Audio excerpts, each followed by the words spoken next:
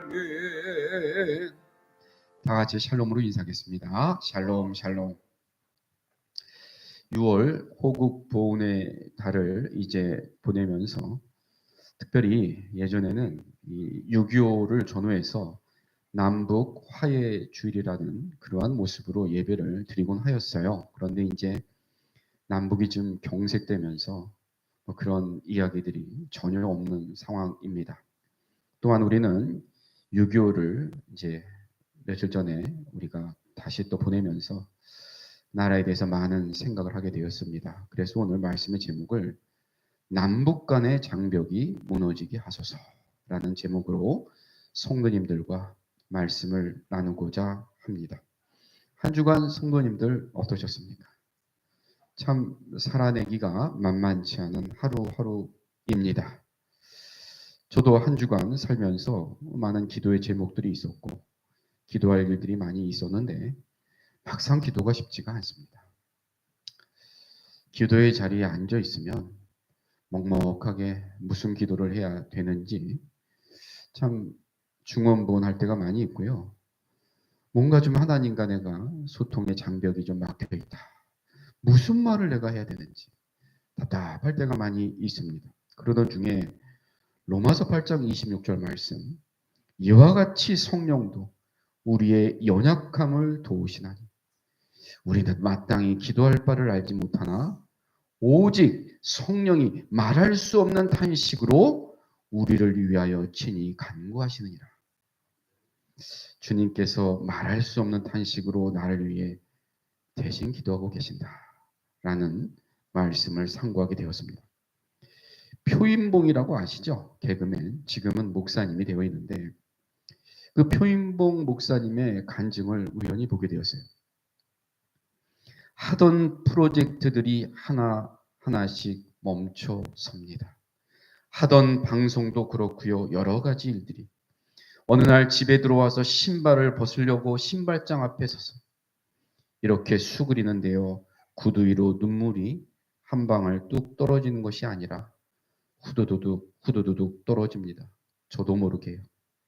무엇을 기도해야 할지도 몰라서 그러고 있을 때 오직 하나님께서 말할 수 없이 가슴 아파하시면서 간절히 기도하고 계시느니라 하는 말씀에 다시 힘을 얻었습니다. 사랑하는 성도님들, 날 위해 기도하시는 주님, 성령님 힘을 내시기 바랍니다. 요즘 힘드십니까? 근데 생각해 보세요. 옛날에는 힘이 안 들었나요? 옛날에도 힘이 들었어요. 옛날에는 이딴 일로 믿음 생활 안에 교회 안 나와 하지 않았거든요. 그런데 어느 날부터 믿음 생활 저버리고 교회 안 나오는 거예요. 옛날에는 내가 이 정도 일로 좌절하지 않았거든요. 왜 그러냐? 기도가 없는 거예요, 기도가. 기도를 안 하니 참 무슨 수로 버티냐고요.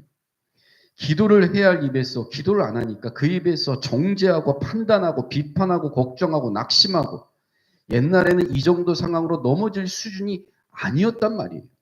오늘 이 자리에 오신 성도님들, 성경에는 불같은 시험이 있다고 그랬습니다.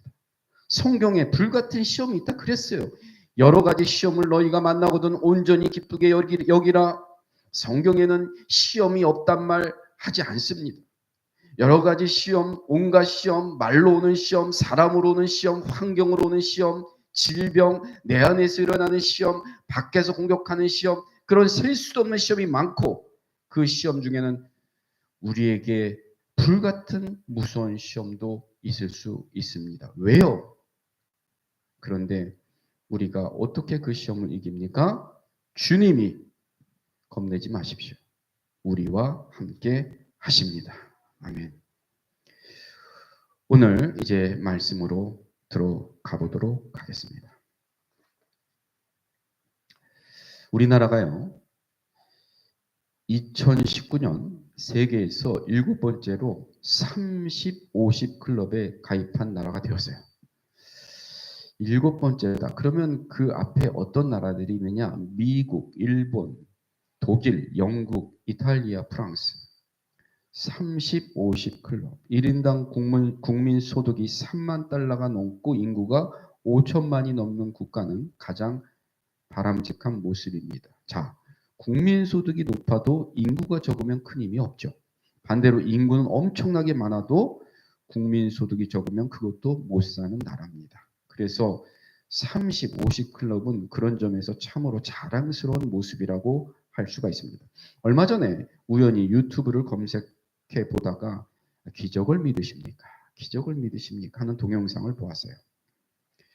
그 동영상은 6.25의 참담한 모습과 그 과정 속에서 우리 선조들의 피눈물 나는 분투와 그리고 오늘의 30, 50 클럽에 가입하기까지의 대한민국의 모습을 그린 그러한 내용이었습니다. 이 동영상은 이렇게 감격적인 말로 끝맺고 있어요. 이것은 정말 기적이었습니다. 이 동영상을 보면서 저는 여기 한 가지를 덧붙이고 싶었습니다. 이 기적은 하나님의 은혜였습니다. 6.25를 우리는 이제 보냈습니다. 벌써 75주년이에요. 지금 남북 간의 관계는 그야말로 한참도 알 수 없는 아카일로를 겪고 있어서 걱정이 많습니다. 그나마 지금 우리가 전방 지역에 이제 대북 방송을 멈췄습니다. 그러니까 북한도 지금 같이 멈췄어요. 화답하는 모습이 보여서 그나마 좀 다행이긴 한데 정말 아카일로입니다. 아카일로. 근데 북한과의 관계는 우리 민족하고는 뗄래야 뗄 수 없는 불가분의 관계가 아닙니까? 우리 대한민국의 발전과 장래는 이 북한을 떠나서는 절대 이야기할 수 없어요. 북한은 우리 대한민국 발전의 최대의 장애가 될 수 있습니다. 물론 우리에게 굉장히 큰 기회도 될 수가 있죠.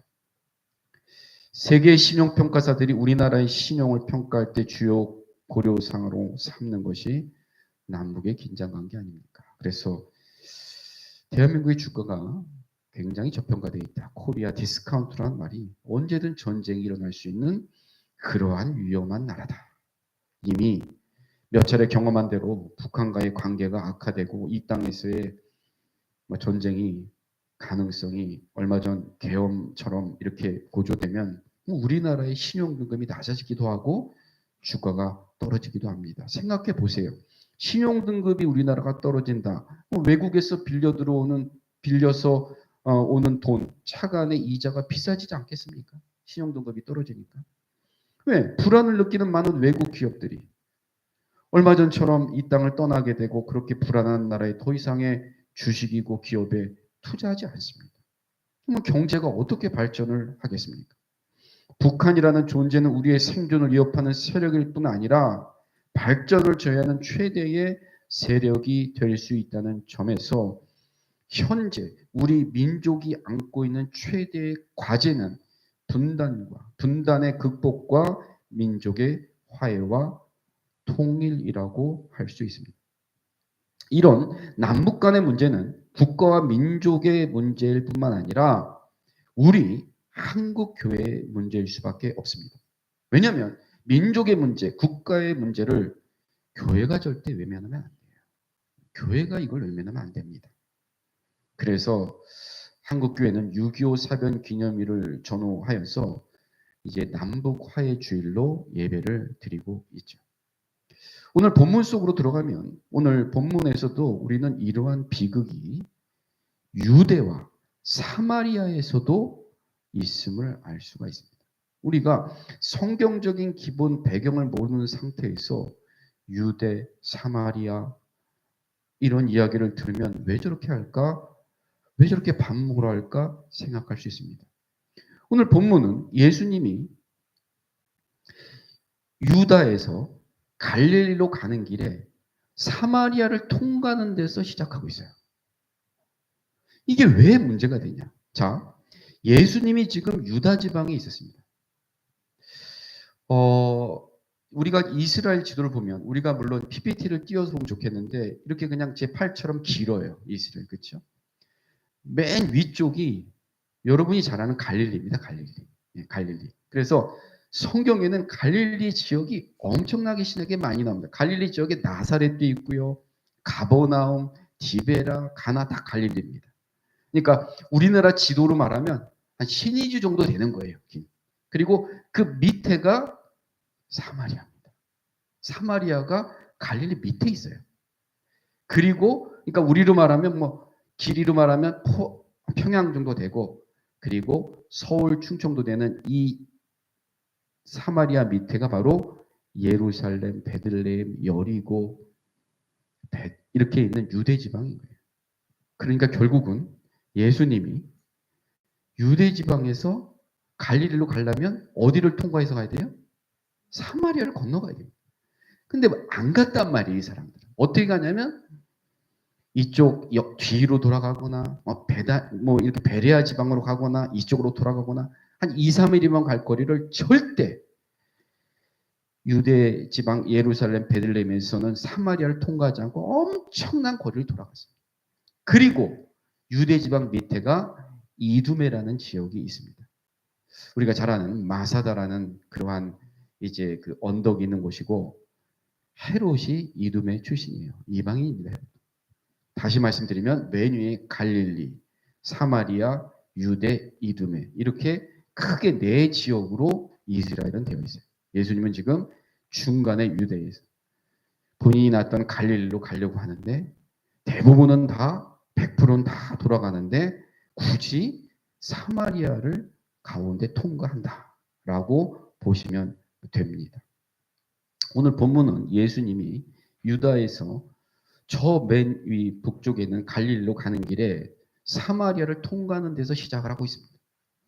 자, 사마리아를 통과하면서 수가라는 성에 들리게 되는데, 그 수가성의 우물가에서 한 사마리아 여자를 만나게 되죠. 사마리아 지역이니까 당연히 사마리아 여자를 만나게 됩니다. 예수님은 그 여자에게 이제 물을 좀 달라고 요청하는데, 그때 여인이 이 물을 줄 생각은 하지 않고 이렇게 물어봅니다. 당신은 유대인으로서 어찌하여 나 같은 사마리아 여자인 나에게 물을 달라고 합니까? 이런 일은 있을 수 없지 않습니까? 여기서 어찌하여, 어떻게라는 말에 이제 주목할 필요가 있는데, 이 말을 통해 유추해 보면 이런 일은 극히 아니 아예 없는 일이다. 유대인이 사마리아 여인에게 물을 달라고 하는 일은 절대 있을 수 없는 일이다. 여기에 대해서 요한이 뭐라고 얘기합니까? 요한은 이렇게 얘기해요. 9절 말씀 보세요. 9절. 사마리아 여자가 이르되 당신은 유대인으로서 어찌하여 사마리아 여자인 나에게 물을 달라 하나이까니 이는 유대인이 사마리아인가? 뭐예요? 상종하지도 않다. 요한의 설명이 상종하지 아니함이라고 설명을 합니다. 유대인은 길가에서 여인들과는 심지어는 자기 아내와도 대화하는 것을 주저합니다. 그런데 이 여자는 유대 여자도 아니고 사마리아 여자예요. 상종도 하지 않는 사마리아 사람, 더군다나 사마리아 여자와 상종하여 물을 달라고 말을 건넨 것은 너무나 당황스러워요.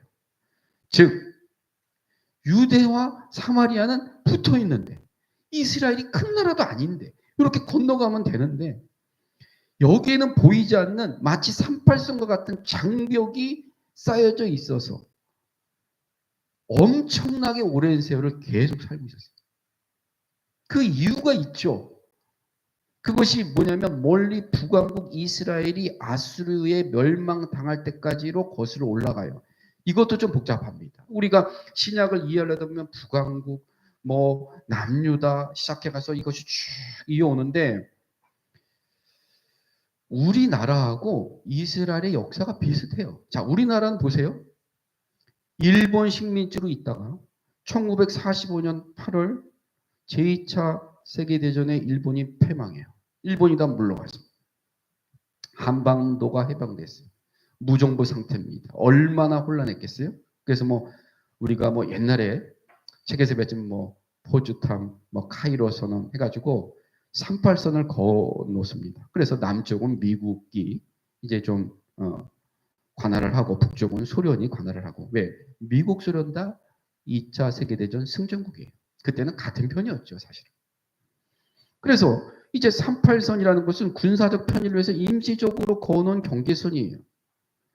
그런데 이 시기가 지나면서 어떻게 되냐면, 소련을 중심으로 한 공산국가와 미국을 중심으로 한 어떤 민주주의 국가가 완전히 냉전 상태로 가면서 서로 핵을 개발하던, 그야말로 정말 서로 만나면 정말 전쟁을 일으키려고 하는 그런 사이로 막 이제 계속 가고 있던 사이입니다.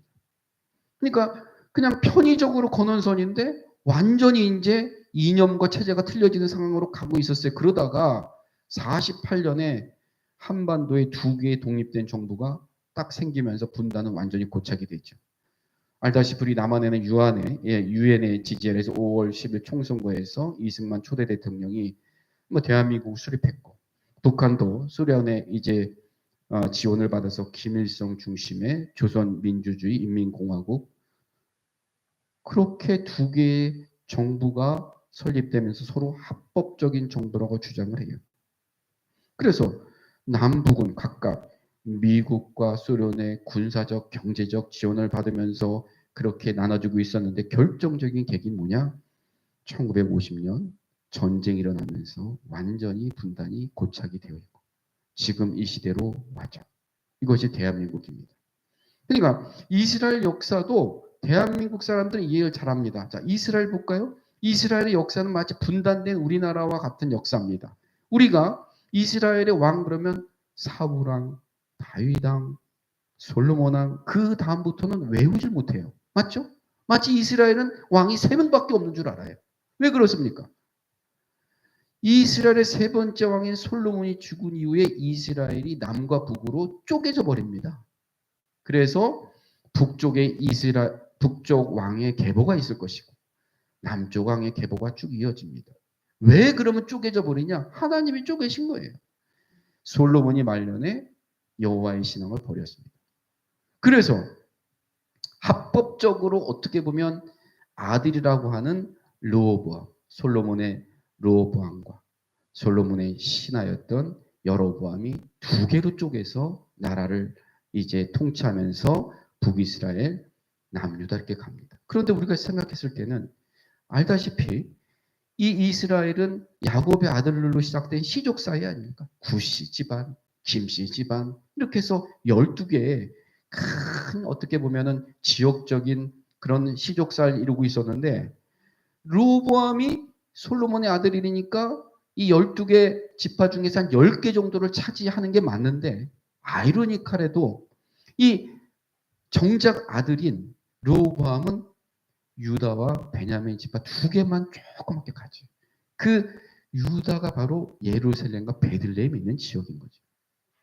나머지 우리가 뭐 루벤, 갓, 므낫세, 납달리, 아셀 시작하는 10개 지파를 다 북이스라엘이 지배하게 돼요.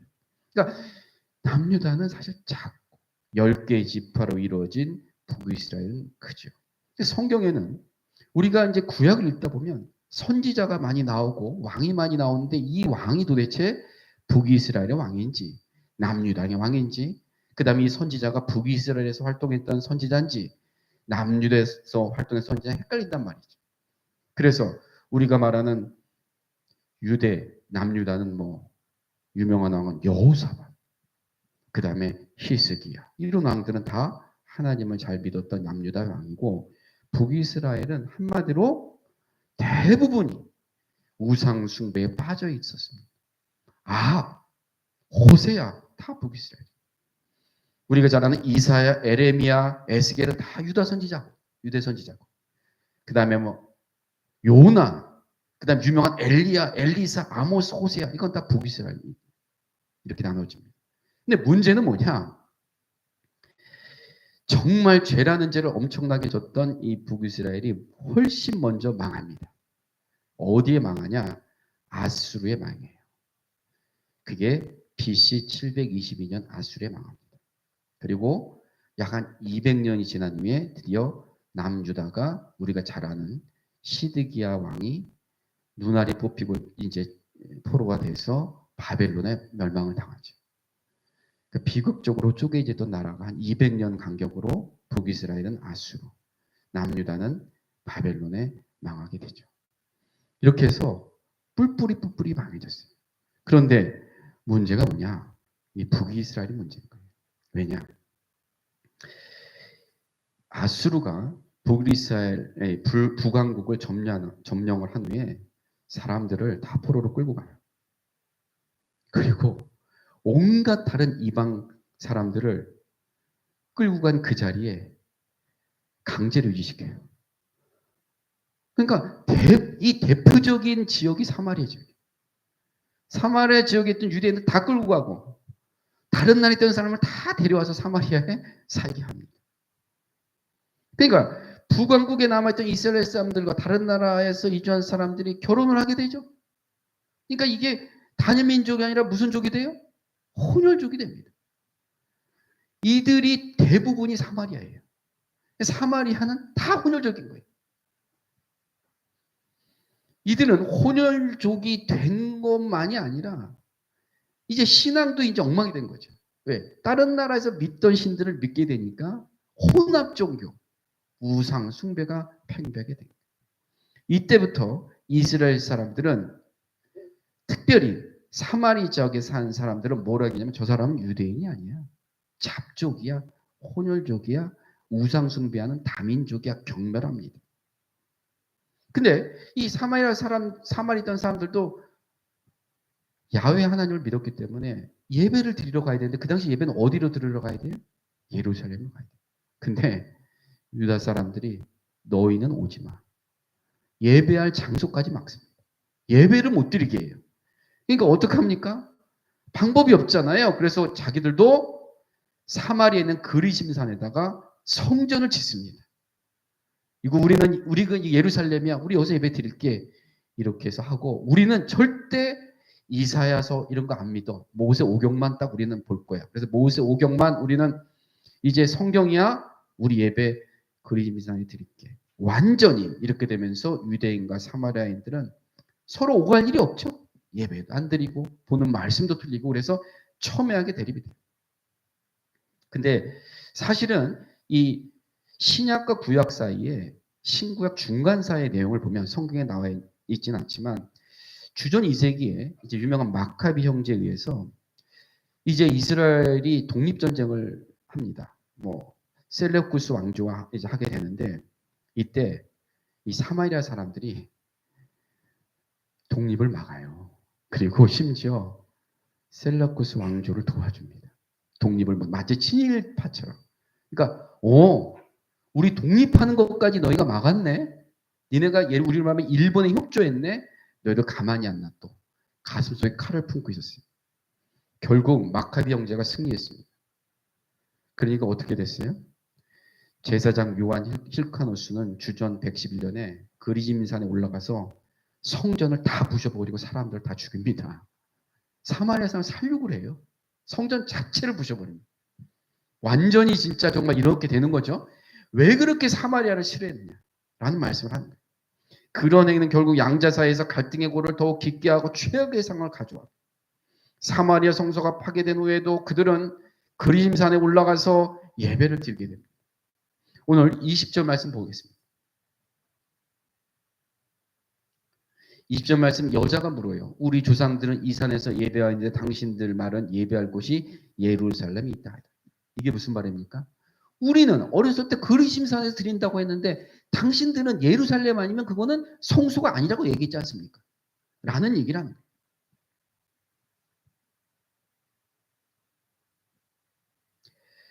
이렇게 물은 이유도 이러한 역사적 맥락에서 나온 말이라고 할 수가 있습니다. 유대인과 사마리아 사람들의 장벽은 같은 민족 간에 오랜 세월 미워하고 싸우고 죽이는 악순환을 가져왔어요. 사람 많이 죽였습니다. 서로 간에 상종하지 않는 불행을 가져왔어요. 유대에서 갈릴리까지 이틀이면 갈 수 있는 빠른 길이 있음에도 굳이 엄청나게 돌아가요. 오늘날로 이야기하면 엄청난 물류 비용이 발생했던 거예요. 한반도의 분단 상황은 이거보다 훨씬 더 큰 문제를 이야기하고 있죠. 상상할 수는 엄청난 전쟁 비용이 발생. 국방비의 몇 조를 지금 우리가 무기 사는데 쓰고 있어요. 우리가 16개국의 파병을 받았어요. 그리고 6.25 때 무려 사망, 부상, 실종 300만이 그렇게 다 쓰러져 갔어요. 얼마나 많은 사람이 희생되었습니까? 분단 상황을 정치적으로 악용하면서 국가 발전에 큰 방해가 되었고 인권이 유린되었고 전쟁 공포에 의한 불안과 두려움의 삶을 감수하면서 우리는 계속 살아갑니다. 정말 어릴 때는 자다가 전쟁 나는 꿈도 많이 꾸고 살았죠. 우리가. 사랑하는 성도님들, 남북 간의 분단 상황은 더 이상 지속돼서는 안 돼요. 우리 후손들에게도 이런 안타까운 현실을 남겨주어서는 안 된다는 생각을 합니다. 어떻게 하든지 남북 간의 장벽이 무너지고 남북 간에 서로 화해하고 교류하고 왕래하면서 오랫동안 지속되어 온 분단 상황을 참 우리 시대 때는 좀 극복을 해야 할 줄 믿습니다. 정말 이거는 쉬운 일도 아니고 우리 모두가 함께 협력하여 이루어가야 할 일이라고 생각합니다만 여기에 우리 믿는 기독교인들의 역할이 분명히 있을 줄 압니다. 그러면 오늘 그 방법을 찾을 수 있겠습니까? 오늘 본문에서 보여준 예수님의 모습이 그 하나의 비결이 될 수 있습니다. 먼저 이것이 오늘 우리를 향한 하나님의 뜻임을 분명히 인식하죠. 이것이 오늘 우리를 향한 하나님의 뜻임을 분명히 인식하죠. 오늘 요한은 예수님이 사마리아를 통과하는 것을 굳이 지리적인 이유로 보지 않았습니다. 예수님이 너무 급해서 지금 고향인 갈릴리로 빨리 가야 되는데 어쩔 수 없이 불가피하게 사마리아 땅으로 질러가는 것이 아니라는 말씀이에요. 왜냐? 우리 40절 말씀 보겠습니다. 우리 40절 말씀 보면 사마리아인들이 예수께 와서 자기들과 함께 유하기를 청하니 거기서 며칠을 유하였어요? 이미 이틀을 사마리아에 있었어요. 그러니까 질러 가려고 갔던 건 아니었단 말씀입니다. 그리고 오늘 4절 말씀을 보면 4절 말씀 4장 사마리아를 통과해야 하겠는지라. 예수님이 나는 사마리아를 통과해야 돼 라고 말씀까지 하세요. 우리말에는 잘 나타나고 있지 않지만 헬라어 성경을 보면 반드시라는 말이 나옵니다. 그래서 새 번역 성경에는 이렇게 나와요. 반드시 사마리아를 통과해야 하겠으므로 라고 번역을 하고 있습니다.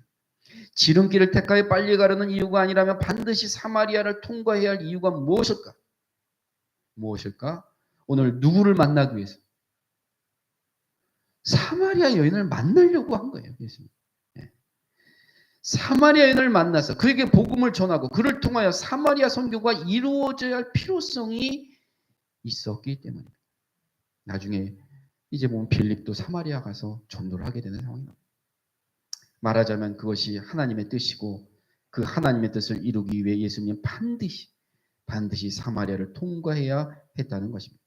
사마리아를 통과하여 그들에게 복음을 전하고 그들과의 장벽을 허무는 것은 분명 하나님의 뜻이었습니다. 사랑하는 우리 성도님들, 하나님은 나눠지는 거 싫어합니다. 분단을 싫어하시고 나눠지는 거 싫어하십니다. 모두가 하나 되어 화해와 평화를 이루며 사는 것을 기뻐하시는 하나님. 예수님이 십자가를 지시기 전 이제 대제사장의 기도를 드리는데 그때 주님은 남겨둔 제자들을 바라보니까 눈물이 나는 거예요. 내가 떠나고 나면 너희들이 얼마나 힘든 일이 많이 있을 텐데. 그래서 남겨진 제자들을 위해서 간절히 기도하는데 그것이 요한복음 17장 11절 거룩하신 아버지여 내게 주신 아버지의 이름으로 그들을 보존하사 우리와 같이 그들도 하나가 되게 하옵소서. 제자들을 위한 간절한 기도의 첫 번째가 바로 하나가 되게 해달라는 것입니다. 교회도 우리 믿음의 교우들도 하나가 되기를 소원합니다. 하나 되게 하는 것이 하나님의 뜻이고 예수님의 간절한 기도의 제목이었습니다. 예수님이 십자가를 지신 것도 결국 모든 죄의 장벽을 깨뜨리고 하나님과 하나 되게 하기 위해서 십자가를 지셨습니다. 그렇게 하나님과 화목된 우리들에게 주님은 또한 화목하게 하라는 직책을 나에게 주셨어요. 너희들이 가는 곳마다 사람들을, 모임을, 조직을 하나 되게 해라. 수많은 장벽 무너뜨리고 하나 되게 하는 것은 분명 쉬운 일도 아니고 많은 수고도 들어가고 비용도 들어가고 헌신이 수반되는 일이긴 합니다. 그러기에 우리는 그런 일에 나 좀 빼주세요. 못하겠어요. 모른 척하고 할게요. 헌신하지 않으려고 할 때가 많습니다만 그러나 이것이 하나님의 뜻이라고 할지인데 우리는 이 일에 과감하게 자발적으로 수고하고 헌신하여야 합니다. 우리의 일상에서부터 하나 되는 일에 매 순간 최선을 다해야 합니다. 가정에서, 교회에서, 기관에서, 학교에서, 직장에서 하나 되는 일에 최선을 다함으로 주님의 뜻을 이루어갈 뿐만 아니라 남북 간에 하나 되게 하는 일에 도움을 주는 모습을 훈련하고 살아야 합니다. 아울러서 하나 되는 일을 위해서 우리가 할 수 있는 것은 끊임없는 기도에서, 끊임없는 기도에서. 두 번째, 그 분단의 장벽에는 현장 속으로 가야 합니다. 우리가 가야 합니다. 자, 보세요. 예수님을 보시면 사마리아에 들어가서 어떠한 일을 한다는 것은 분명 많은 오해와 비난과 고난을 감수해야 하는 일이었지만 그러나 주님은 그냥 들어가요. 감수하면서 들어갔습니다. 수가성 우물가에서 만난 사마리아 여인과 대화를 하면서 복음을 전하고 더군다나 하루도 아니고 이틀이나 머물면서 사마리아 사람들과 교제한 일을 행하였습니다. 아까 서두에 말씀드렸죠. 그렇게 죽이고 싸웠던 철천지 원수 같은 그러한 사이예요. 장벽을 허물고 하나 되게 하는 일은 그저 말로만 되는 게 아니라 이러한 행동과 실천 요구되어집니다. 남북 간의 하나됨도 이러한 행동이 꼭 필요합니다.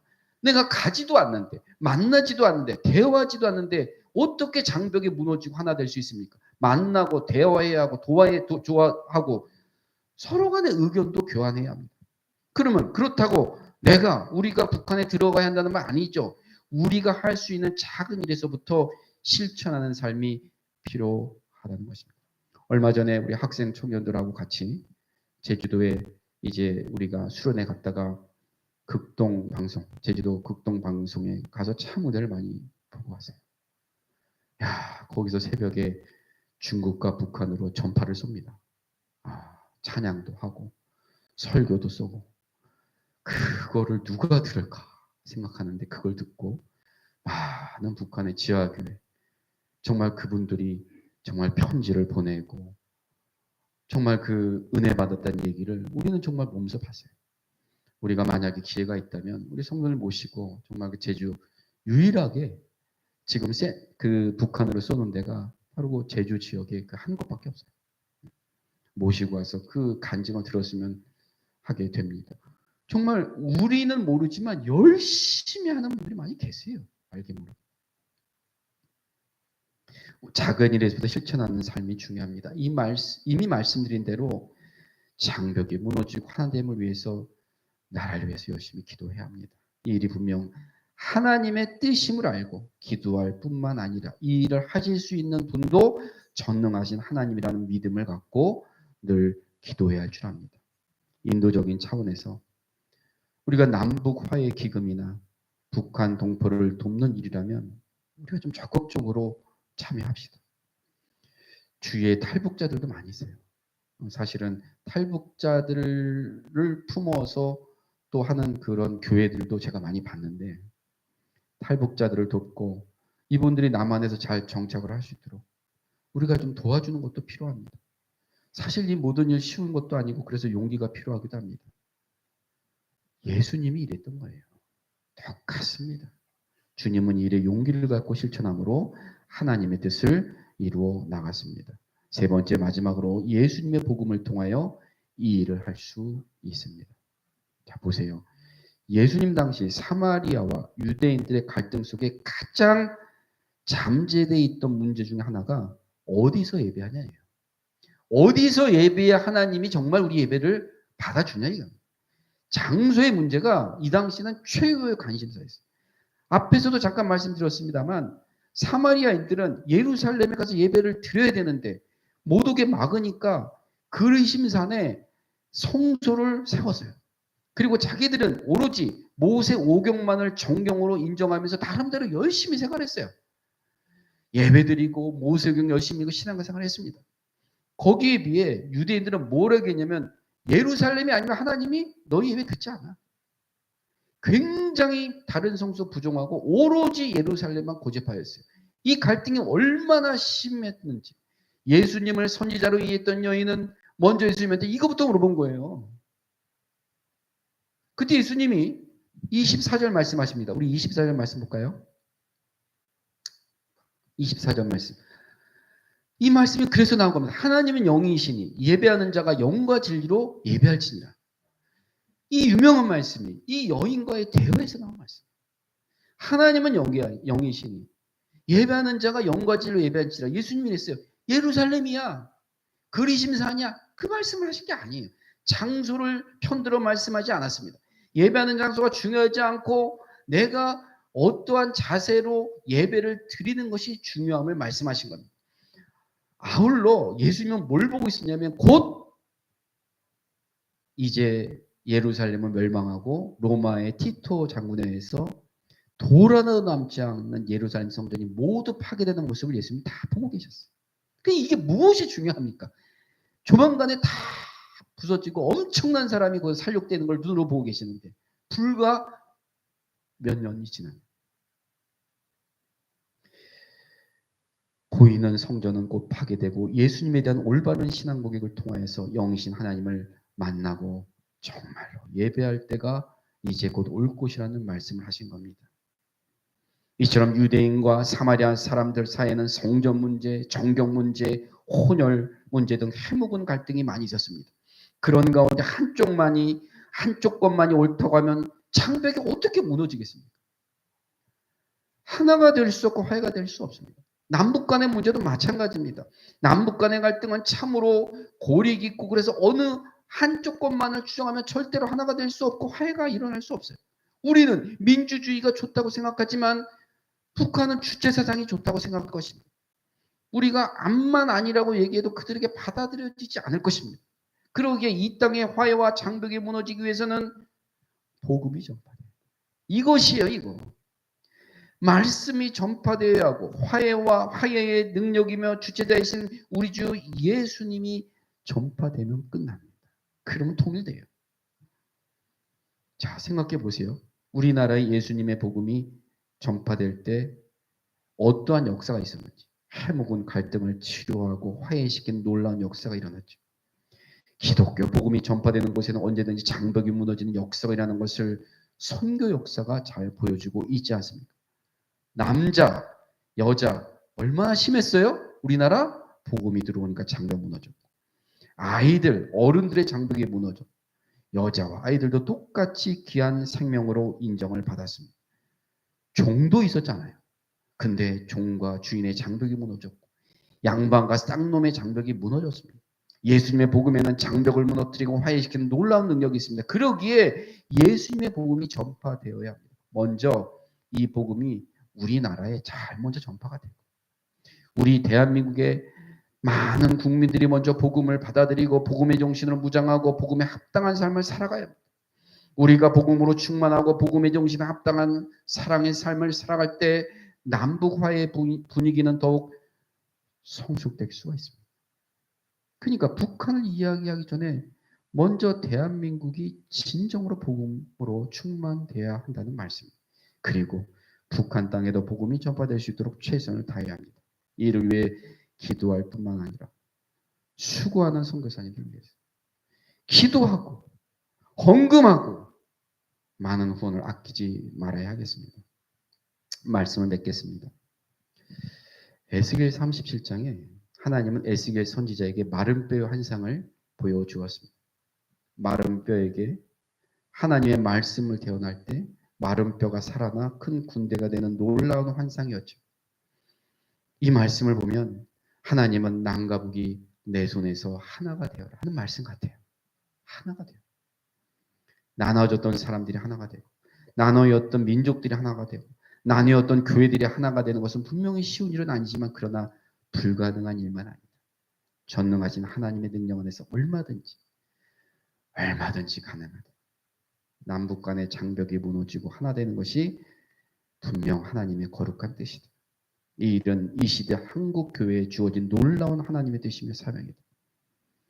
교회를 몇백억 주고 짓고 카페를 짓고 요즘은 체육 스포츠 센터를 짓는 게 유행인데 그게 아니고 우리가 남북이 하나가 되고 화해가 되고 통일이 되는 이바지하는 게 우리의 모습인 거예요. 우리 교회에 정말 나가야 하는 모습.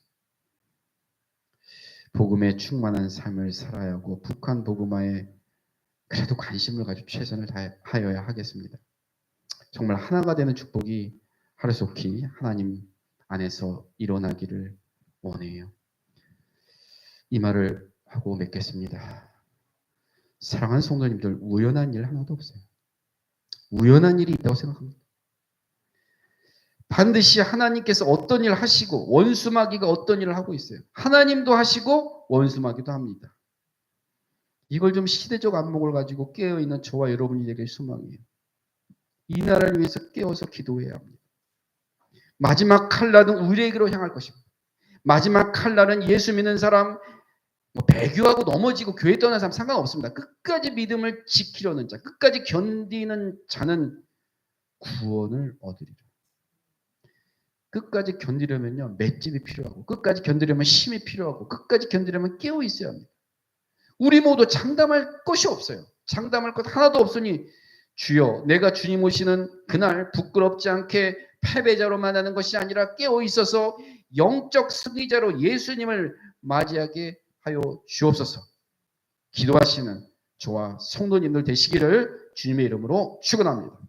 사랑의 하나님, 아직 이 민족에게 전쟁은 종전되지가 않았고 남과 북은 대지 상태에 있음에도 참으로 저희들이 기도에 게을렀던 죄를 회개합니다.